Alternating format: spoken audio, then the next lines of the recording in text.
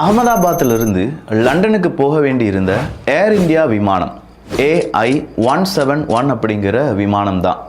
இந்த விமானம் பாயிங் 787 ரக விமானம்.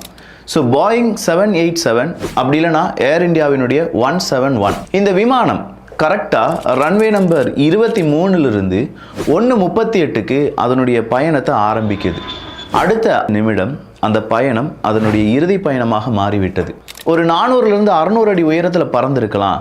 அதன் பிறகு அந்த விமானத்தால் பறக்க முடியாமல் கிட்ட இருக்கக்கூடிய நிறைய மனிதர்கள் வாழக்கூடிய இடத்துல அப்படியே வந்து விழுகுது. விழுந்த கொஞ்சம் நேரத்திலேயே கரும்புகைகள் அப்படிங்கிறது எழ ஆரம்பிக்கின்றன. இது போய் மோதி விழுந்த இடம் அப்படின்னு சொல்லும்போது அது ஒரு மெடிக்கல் காலேஜ் அப்படின்னு சொல்லி பிஜே மெடிக்கல் காலேஜ். அந்த பிஜே மெடிக்கல் காலேஜ் மேலே இந்த விமானம் விழுந்ததோடி கிட்டத்தட்ட நம்முடைய 3 NDRF டீம் அப்படிங்கிறது உள்ளே போகிறாங்க. அந்த பில்டிங்கில் ஒரு 40லேருந்து 60 ஸ்டூடெண்ட்ஸ், முக்கியமான சில லெக்சர்ஸ் எல்லாருமே இருந்தாங்களாம். அந்த ஹாஸ்டலில் விழுந்த அந்த விமானம், அதனால் ஏற்பட்ட பாதிப்புகள், அதில் காயமடைந்தவர்கள் அப்படின்னு சொல்கிறவங்கள தான் உடனடியாக ஹாஸ்பிட்டல் அப்படிங்கிறத கொண்டு போயிருக்காங்க. ஸோ இதில் 5 மாணவர்கள் உயிரிழந்திருக்கலாம் அப்படின்னு சொல்லப்படுது. இன்னும் 10 பேரை காணவில்லை அப்படிங்கிற அந்த தேடுதல் வேட்டையும் நடந்து வருகிறது.